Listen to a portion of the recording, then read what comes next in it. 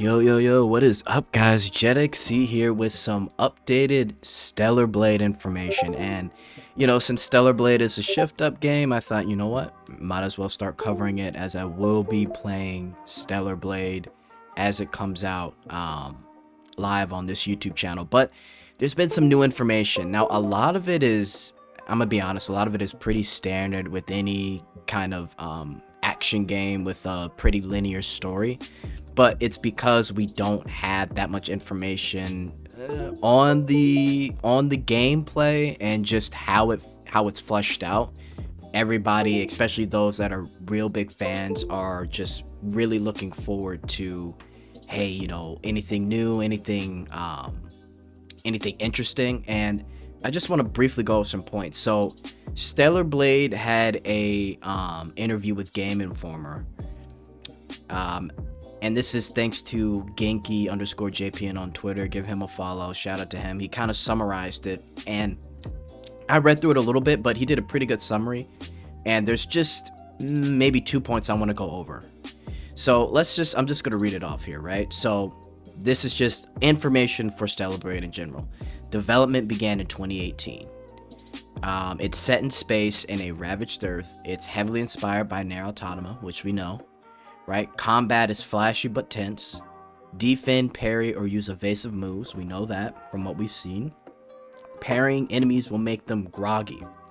So groggy as in stunned, right? And when they're stunned, that opens up an attack window. Listen, if you've played Sekiro, if you've played Ghost of Tsushima, if you play even Elden Ring, like we know this, we know these mechanics.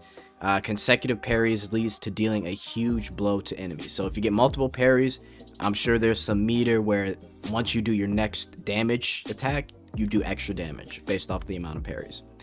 Assassination combat options. Now, I did take a look in the trailer. I think there's maybe one instance of one of the monsters being assassinated, but it's not 100% sure. But it looked like she snuck up behind him and did like an attack. But okay, assassination options are available. So typical, like, build out your combat power and abilities, and you've got all these options to fight in combat. Wanted to make a game with an ending. There are difficulty options, sure. We'll have a story mode, but battles will still be fun. Eve is human. Eve can be seen as an angel that's descended from outer space with a sword, right? So we know that her nickname is Angel in the game. You can make story decisions, but not too much freedom. So they talk about in the article about some side quests having some decisions that you can make yourself, but for the most part, the general story is pretty linear. There are over 30 outfits, which we know. More outfits are to be planned after release. This is something that people have speculated, and I wondered myself, just because, one thing that they could do with this game after the game is launched is in the future, maybe 2 months, 3 months out, who knows, they can add like outfits. Now, they don't specify whether it'll be free or paid, but honestly, I think depending on the outfits, a lot of people won't care.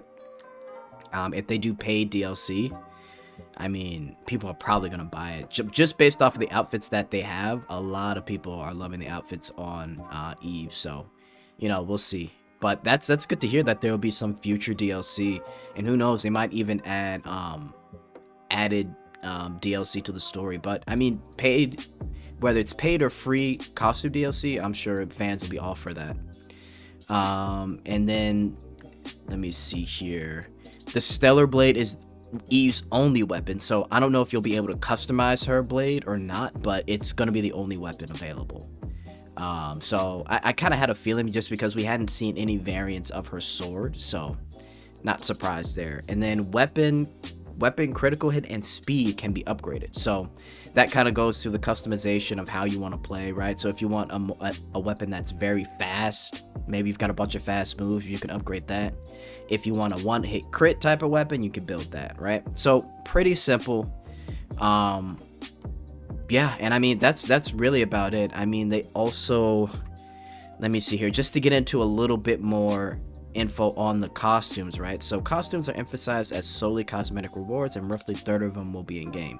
Additionally, while not elaborated upon, the team plans to add more outfits to the title's post-release. It was not specified whether these would be free or paid content, or how many outfits there would be. But it is a neat minor addition to the anticipated Stellar Blade. And shout out to Noisy Pixel for also summarizing this article. But yeah, very exciting stuff. And again, the more little bits of info we get that's actually worth it, I will report on. I can't wait for this game, and I know you guys can either. Let me know what you think in the comments.